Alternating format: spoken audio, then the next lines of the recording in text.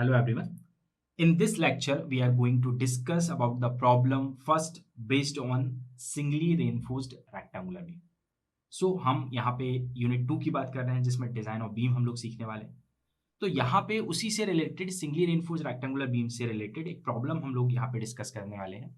और वो प्रॉब्लम क्या बोल रही है, वो ये बोल रहा है कि एक आरसीसी बीम है is required to resist a bending moment of 70 kilonewton metre. एक आरसीसी बीम है जिसके ऊपर एक बेंडिंग मोमेंट डेवलप हो रहा है, वो है 70 किलो न्यूटन मीटर का मोमेंट उस पर आ रहा है. जो भी कुछ उस पर लोड आ रहा होगा उस लोड की वजह से डायरेक्ट हमें यहाँ पे बेंडिंग मोमेंट दे दिया गया है. और बोल रहा है कि डिजाइन द बीम, आपको बीम डिजाइन करना है फॉर फ्लेक्सरल. फ्लेक्सरल मतलब बैंडिंग के लिए, आपको सिर्फ बैंडिंग के लिए बीम यहाँ डिजाइन करना है. मतलब यहाँ पे शेयर की बात नहीं हो रही, क्योंकि हमारे पास शेयर के लिए ना लोड यहाँ पे दिया है ना शेयर फोर्स हमें दिया है. तो यहाँ पे वो शेयर की बात नहीं कर रहा, सिर्फ फ्लेक्सरल को डिजाइन करने के लिए बोल रहा है. फ्लेक्सरल मेंबर मतलब बेंडिंग के लिए डिजाइन करने के लिए बोल रहा है. मतलब हमें सिर्फ वो मेन स्टील निकालना है. क्लियर.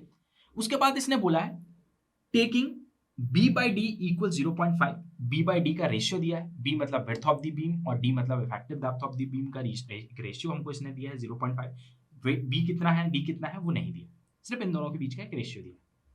इसके बाद बोला है use M20 grade of concrete and TMT thermal mechanically treated by Fe415 grade of steel. आपको ग्रेड ऑफ कॉन्क्रीट दिया है, ग्रेड ऑफ स्टील दिया, और आपसे बोल रहा है कि ये बीम को आपको फ्लेक्सरल के लिए डिजाइन करना है. फ्लेक्सरल के लिए डिजाइन करना मतलब बेंडिंग के लिए डिजाइन करना, और बेंडिंग के लिए डिजाइन करना मतलब बेंडिंग को रजिस्ट करने के लिए क्या लगती है, मेन स्टील. वो मेन स्टील निकालना है आपको कि कितनी नंबर ऑफ रॉड्स लगेंगी इस मूवमेंट को रजिस्ट करने के लिए. क्लियर है क्वेश्चन. अब इसके बाद मैं आगे चाहता हूं, तो सबसे पहले मैं क्वेश्चन को रीड करूंगा. मैं हमेशा सीक्वेंस में चलूंगा, क्योंकि अगर हम चीजों को डिवाइड कर लेते हैं ना पार्ट्स में तो वो हमारे लिए आसान हो जाती है. तो हम यहाँ पे पूरी स्टेप टू स्टेप बात करने वाले हैं, हमको सिर्फ उनको फॉलो करना. ठीक. तो स्टेप नंबर फर्स्ट हमारे यहाँ पे होगी गिवन डेटा. क्या क्या डेटा हमें दिया है, तो हम वापस से रीड करते हैं क्वेश्चन को. उसने बोला है कि beam resist a bending moment. हमें एक बेंडिंग मोमेंट की वैल्यू यहाँ पे दी गई है, बेंडिंग मोमेंट, ठीक, जिसको हम एम बोलेंगे. और वो बेंडिंग मोमेंट कितना हमें दिया है, 70 kilo newton metre. 70 kilo newton metre का मूवमेंट दिया. और आपको एक और रेशियो दिया हुआ है बी बाई डी का. बी मतलब विड्थ ऑफ द बीम और डी मतलब effective depth of the beam. वो आपको 0.5 दिया है, ये एक रेशियो दिया. इसके अलावा ग्रेड ऑफ कॉन्क्रीट दिया है M20. तो इसकी जो कैरेक्टरिस्टिक स्ट्रेंथ हो जाएगी एफसी के, मैं फर्स्ट यूनिट में बता चुका हूँ. एफसी के से रिप्रेजेंट करते हैं स्ट्रेंथ को 20 न्यूटन पर mm स्क्वायर. जो आपको ये 20 ग्रेड दिया है वही उसकी स्ट्रेंथ हो जाएगी एफसी के, कैरेक्टरिस्टिक स्ट्रेंथ 20 न्यूटन पर mm स्क्वायर. अगर ये 25 होता तो ये 25 हो जाता. इसी तरीके से आपको स्टील दिया है Fe415. तो इसकी जो यील्ड स्ट्रेस है Fi वो हो जाएगी 415 न्यूटन पर mm स्क्वायर. ये इसकी यील्ड स्ट्रेस हो जाएगी, राइट. तो सबसे पहला स्टेप होगा हमारा स्टेप नंबर 1 गिवन डेटा. अब इसके बाद हम लोग चलते हैं स्टेप नंबर 2 के ऊपर. Step number 2. अब क्वेश्चन को हम थोड़ा समझने की कोशिश करें. जैसे इसने बोला है कि हमें फ्लेक्सरल के लिए डिजाइन करना है, बैंडिंग के लिए डिजाइन करना है, इसका मतलब मुझे इस एरिया ऑफ स्टील निकालना है. डिजाइनिंग का मतलब क्या है, मुझे उसके बीम के डायमेंशन चाहिए कि विड्थ कितनी होनी चाहिए, डेप्थ कितनी होनी चाहिए. उसके बाद उसमें मेन स्टील कितना लगना चाहिए, यही तो है उसकी डिजाइनिंग, बैंडिंग की जो डिजाइनिंग है. तो अगर मेरे को स्टील निकालना है उसके लिए भी मेरे को बी और डी चाहिए. Without width of the beam, without depth of the beam मैं स्टील भी नहीं निकाल सकता. इसका मतलब सबसे पहला काम होगा कि मुझे बीम की विड्थ पता चल जाए, बीम की डेप्थ पता चल जाए. इसको यूज करके मैं सीधा एरिया ऑफ स्टील निकालूंगा. तो मैंने बोला कि विड्थ और डेप्थ कैसे निकालते हैं. तो अगला जो स्टेप होगा, स्टेप नंबर 2 जिसकी मैं आपसे बात कर रहा हूं, वो स्टेप नंबर होगा dimensions of the beam. Step number 2 की हम बात कर रहे हैं जिसका नाम क्या होगा, डायमेंशंस ऑफ द बीम. ठीक. तो डायमेंशन ऑफ द बीम की अगर मैं बात करूं तो यहां पे जो बी है वो width of beam,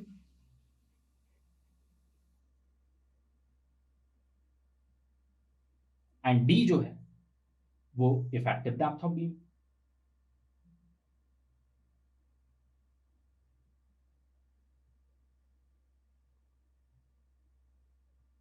effective depth of beam, right. तो अब मुझे ये बी और डी निकालनी है.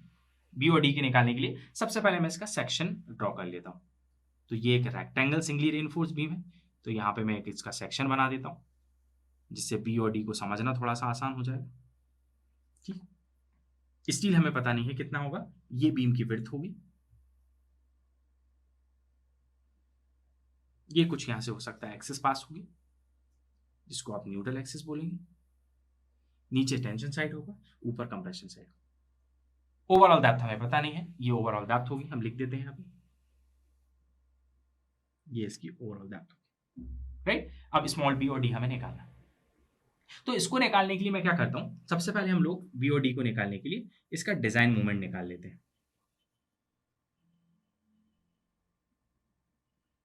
और जिसको बोलते हैं अल्टीमेट मोमेंट।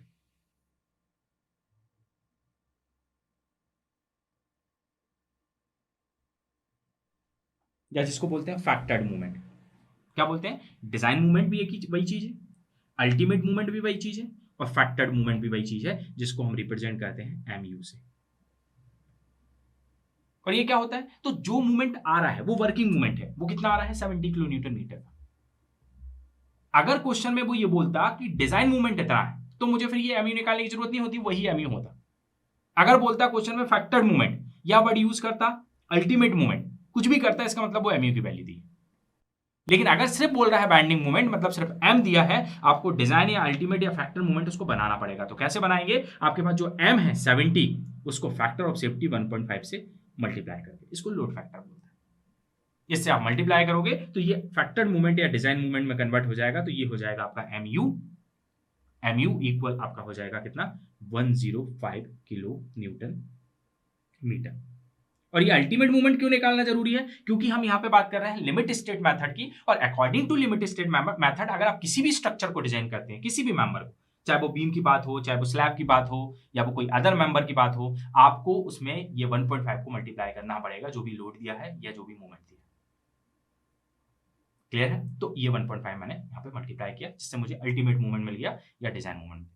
अब इस मूवमेंट को रजिस्ट करने के लिए बेसिकली क्या हो रहा है, बीम के ऊपर तो मूवमेंट आ रहा है ना, तो मूवमेंट को कौन रजिस्ट करेगा, बीम रजिस्ट करेगा। और बीम कहां से रजिस्ट करेगा, जितनी उससे क्या आप विड्थ दोगे, जितनी आप उसकी डेप्थ दोगे, जितना उसमें स्टील लगाओगे, वही तो ये सारे मूवमेंट को रजिस्ट करेगा।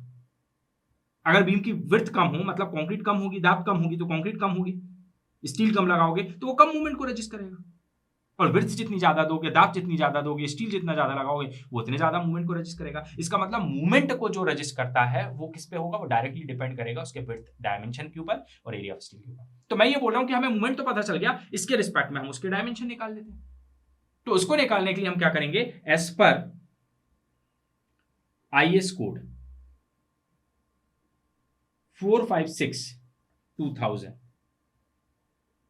फॉर FE, कौन सा स्टील है, 415, फॉर FE 415। आपने यूनिट फर्स्ट के जो लेक्चर्स देखे होंगे, तो मैंने वहां पे कन्वर्टेड एमयू लिमिट के फॉर्मूले बताए थे, और डायरेक्ट जो फॉर्मूले हैं वो IS कोड के पेज नंबर 96 पे दिए हुए हैं।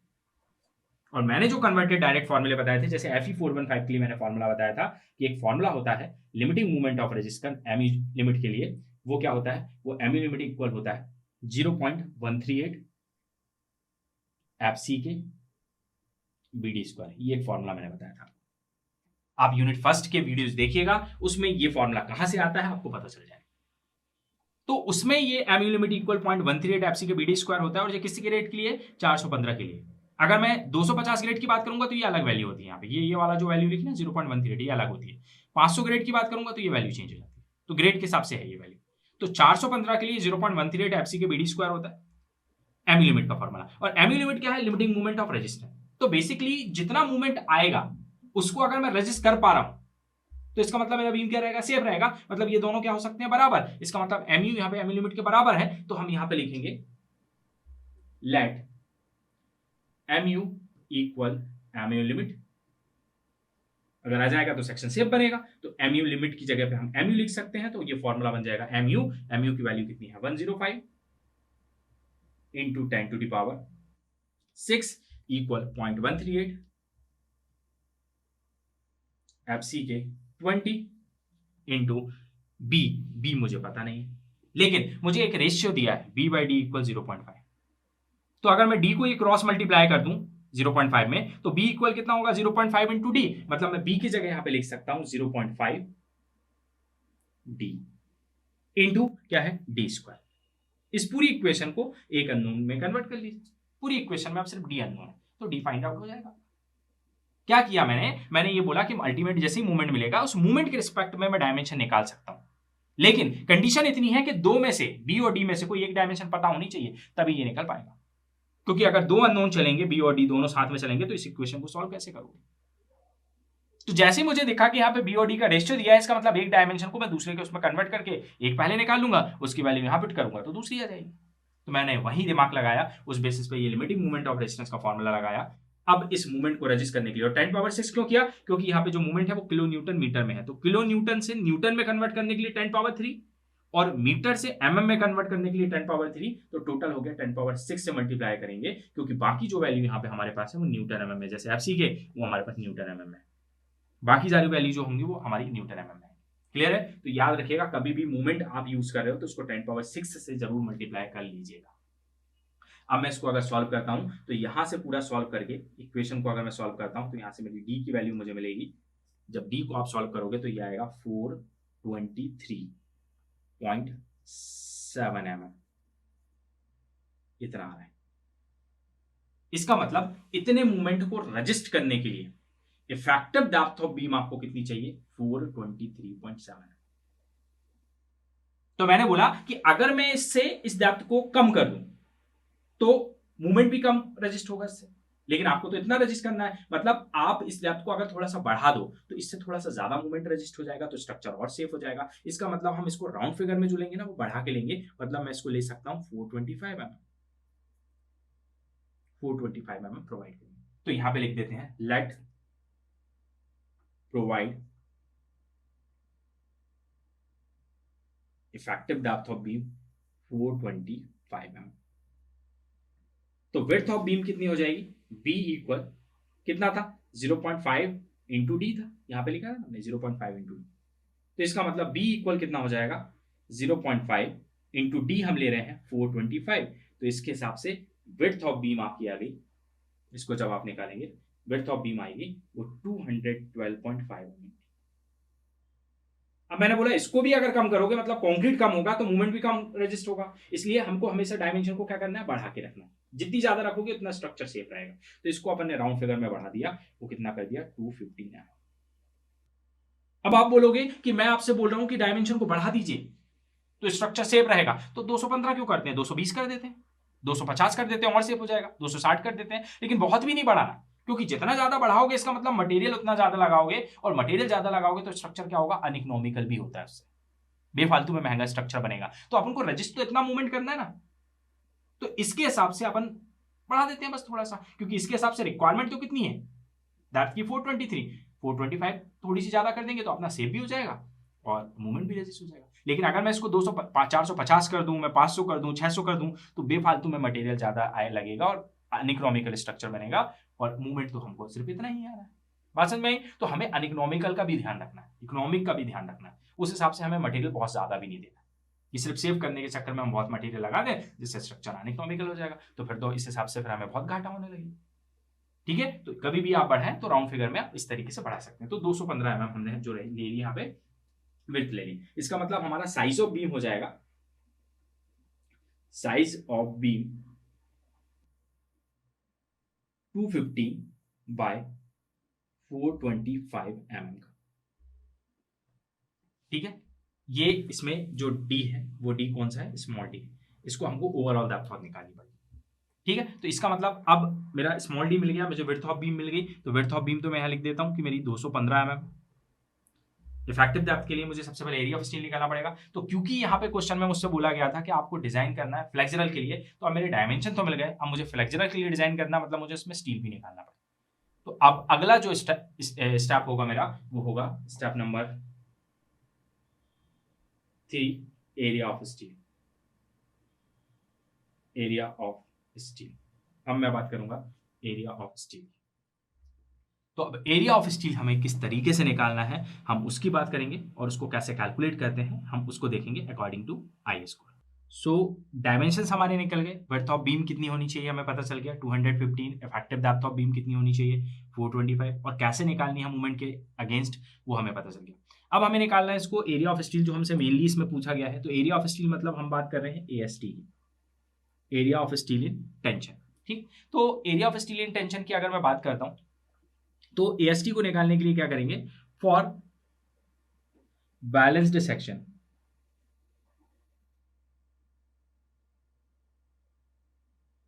बैलेंस्ड सेक्शन, बैलेंस सेक्शन में क्यों मान रहा हूं, क्योंकि मैंने MU को M लिमिट के बराबर माना था। यहाँ पे MU और M लिमिट को बराबर माना था। इसका मतलब जब दोनों बराबर हैं तो उस कंडीशन में जो सेक्शन होगा वो क्या होगा, बैलेंस्ड सेक्शन। तो बैलेंस्ड सेक्शन के लिए जो एरिया ऑफ स्टील हम यहाँ पे निकालेंगे, तो AST के लिए कैलकुलेट करने के लिए अब IS कोड देखते हैं 456/2000, पेज नंबर 96 पे जब जाएंगे तो वहां पे एक फॉर्मूला मिलेगा आपको MU के लिए, वो होता है 0.87 F/AST। और ये जब मैंने फर्स्ट यूनिट पढ़ाई थी तो इसका पूरा डेरिवेशन भी बताया हुआ था, D - 0.42 XUmax। XUmax हमने क्या किया था, 0.87 T को मल्टीप्लाई कर दिया था उसके लीवर आर्म से, तो ये फॉर्मूला हमें मिला था। और जब IS कोड के पेज नंबर 96 में जाएंगे तो आपको इस फॉर्म में तो ये फॉर्मूला नहीं मिलेगा, लेकिन आपको 0.87 F/AST के फॉर्म में मिलेगा। यहाँ पे जो होता है वो कुछ और लिखा होगा, और बेसिकली वो क्या होता है, जो XUmax है ना, वो यहाँ पे XUmax की वैल्यू पुट कर देता है। तो XUmax का जो फॉर्मूला है 0.87 F/AST डिवाइड बाय आपका 0.36 FC के वाला आप जो फॉर्मूला यूज करते हैं XUmax को निकालने के लिए, वो फॉर्मूला जब यहाँ पुट करोगे तो ये उस फॉर्म में कन्वर्ट हो जाएगा। तो उस फॉर्मूले को भी यूज करके आप इसी तरीके से कैलकुलेशन करके आप AST निकाल सकते हो। तो डायरेक्टली ये वाला यूज कर लीजिए या वो यूज कर लीजिए, बस इतना याद रखिएगा कि बैलेंस सेक्शन की हम बात कर रहे हैं तो XU की वैल्यू हम कौन सी यूज करेंगे, XUmax वाली यूज करेंगे। तो अब मैं अगर इसमें से AST का फॉर्मूला ढूंढता हूं तो AST क्या हो जाएगा, मुझे AST निकालना है। MU मतलब अल्टीमेट मूवमेंट तो मुझे पता है, तो AST इक्वल क्या हो जाएगा, MU, और AST मुझे निकालना है। ठीक है, तो ये सब कुछ क्या आ जाएगा, इसके डिवाइड में आ जाएगा। तो क्या हो जाएगा, MU divided by 0.87 Fy bracket D - 0.42 XUmax, right. तो अब मैं इससे AST निकाल सकता हूं। तो AST इक्वल हो जाएगा आपका MU की वैल्यू जो हमने फाइंड आउट करी थी वो कितनी थी, 105। न्यूटन mm में कन्वर्ट करने के लिए 10⁻6 मल्टीप्लाई कर दीजिए, डिवाइडेड बाय 0.87 Fy मतलब अपने पास कितना था, 415, ब्रैकेट D अपने पास कितना था, इफेक्टिव था 425, माइनस आपके पास कितना है 0.42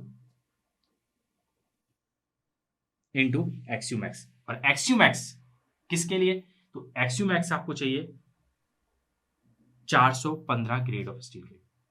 कौन से ग्रेड के लिए, इसको for FE 415 IS code 456/2000 page 70 पे जाएंगे तो वहां पे आपको XUmax की वैल्यू मिलेगी, XUmax की वैल्यू, और वो XUmax की वैल्यू आपको यहाँ पुट करनी है। तो XUmax आपको कितना मिलेगा, वहां पे आपको मिलेगा 0.48 इंटू टी। तो यहाँ पे D की वैल्यू जब आप पुट करोगे, और D कितना है 425, इसमें पुट करोगे तो आपका जो XUmax से निकल के आ रहा है वो आ रहा है 400,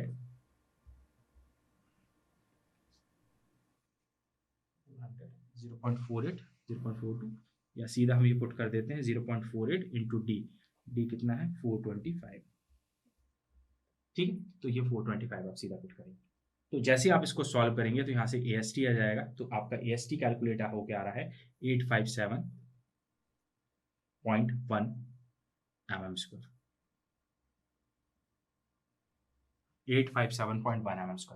इसका मतलब ये हुआ कि इस बीम को जो मूवमेंट आ रहा है 105, उसको रजिस्ट करने के लिए इस बीम की विड्थ कितनी होनी चाहिए, width of beam 215, effective depth of beam कितनी होनी चाहिए 425, और स्टील जो लगना चाहिए वो 857.1 mm² का स्टील लगना चाहिए।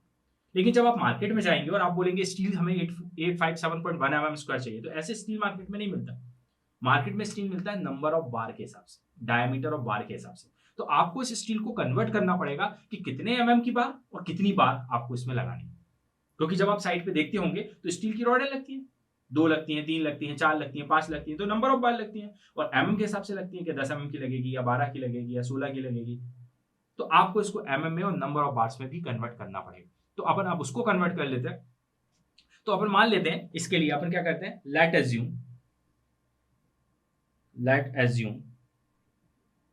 20 mm डाया बार, मींस हम ये मान रहे हैं कि हम 20 mm की बार लगा रहे हैं।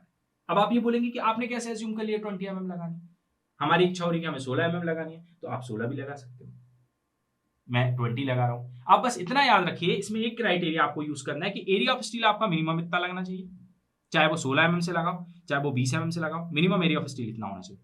और जो नंबर ऑफ बार आ रही है वो इस विड्थ के हिसाब से आना चाहिए कि नंबर ऑफ बार क्या हो इसमें सेट हो जाए प्रॉपर स्पेसिंग के साथ।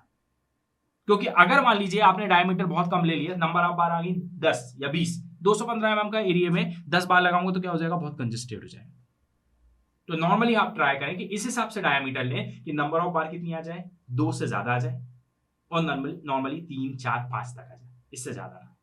तो कोई भी राया ऐसा एज्यूम कर लीजिए जिसमें आपकी बार जो है वो 2 से ज्यादा आ जाए, 2 से ज्यादा 3 हो जाए, 4 हो जाए, तो 3 और 4 हो जाए तो वेल एंड गुड है। तो इसी हिसाब से मैंने एज्यूम किया। तो कभी भी ये ट्रायल एंड हिट मैटर है, इसमें आपको क्या करना है, कभी भी रफ में काम कर लेना, 20 mm एज्यूम किया, उससे नंबर ऑफ बार निकालनी, अगर लग रहा है कि 20 mm से 10 आ रही है तो इसका मतलब डायमीटर को बढ़ा दीजिए, और अगर कम आ रही है तो डायमीटर को कम कर दीजिए, राइट। तो जैसे मैं 20 mm में यहाँ पे मान रहा हूँ, तो 20 mm के हिसाब से अगर मैं नंबर ऑफ बार लगाता हूँ तो नंबर ऑफ बार कितनी हो जाएंगी, तो यहां से निकालते हैं नंबर ऑफ बार्स निकालते हैं। तो नंबर ऑफ बार का फॉर्मूला होता है AST डिवाइडेड बाय एक बार का एरिया π/4 d², सिंगल बार का एरिया।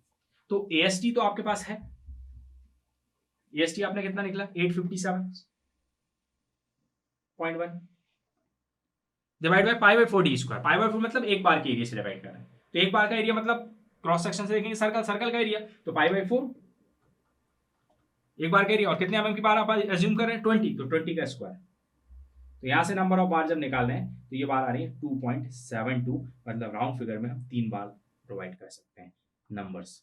2.72 थोड़ी लगा सकते हैं, या तो 2 लगा सकते हैं या तो 3 लगा सकते हैं। तो मैं इसको 2 कर नहीं सकता, क्योंकि 2 करूंगा तो स्टील कम हो जाएगा, इससे स्टील कम हो जाएगा, और स्टील कम हो जाएगा तो कहीं ना कहीं इतने बाइंडिंग मोमेंट्स को हमको रजिस्ट करना है वो रजिस्ट नहीं हो पाएगा, मतलब हमारा बीम फिर फेल हो जाएगा।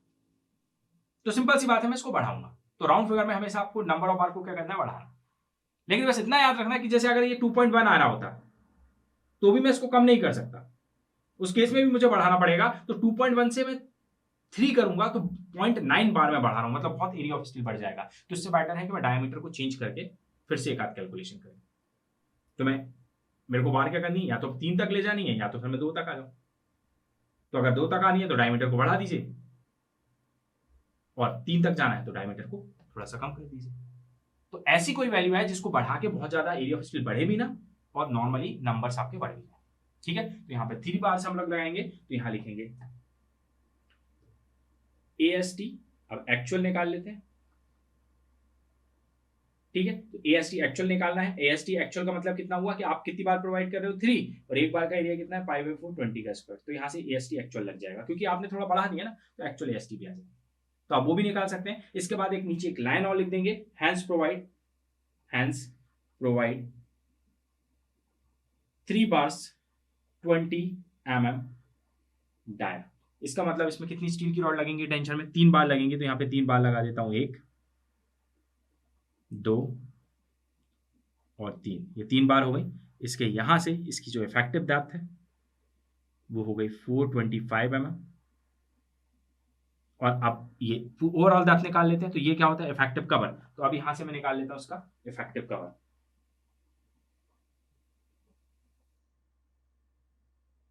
इफेक्टिव कवर मतलब D'। So let assume clear cover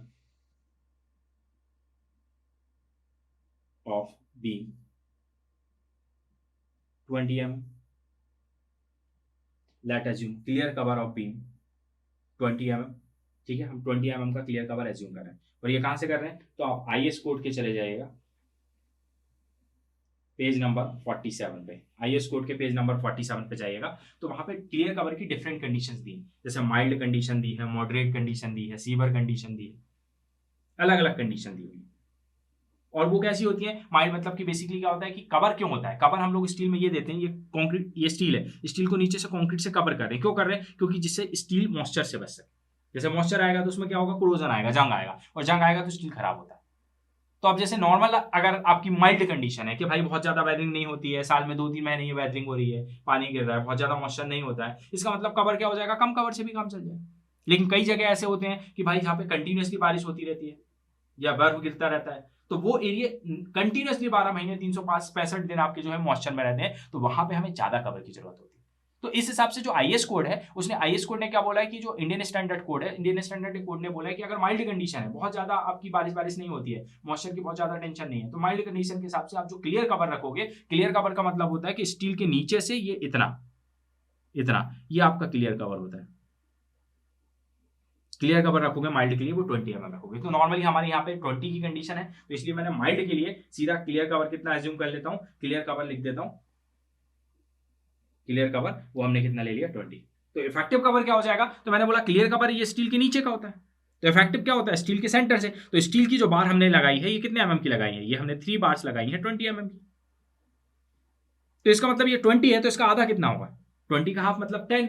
इसका मतलब ये हुआ कि क्लियर कवर हो गया आपका 20, तो इफेक्टिव कवर हो जाएगा डी डैश, एक क्लियर कवर मतलब 20 प्लस स्टील का हाफ, तो स्टील का हाफ कितना हो जाएगा 20/2, इसका मतलब ये कितना हो गया 30। इसका मतलब जो इफेक्टिव कवर हो जाएगा वो कितना हो जाएगा 30। इसका मतलब ओवरऑल डेप्थ जो होगी इस बीम की, कैपिटल डी, ओवरऑल डेप्थ वो कितनी हो जाएगी 425 प्लस इफेक्टिव कवर कितना निकला, यहां से यहां तक ये कवर निकला आपका 30 mm। तो ये इसको मिला के कितनी होगी 425 प्लस 30, मतलब ये कितना हो जाएगा, ये हो जाएगा 455 mm। तो ये आपकी हो जाएगी overall depth of the beam.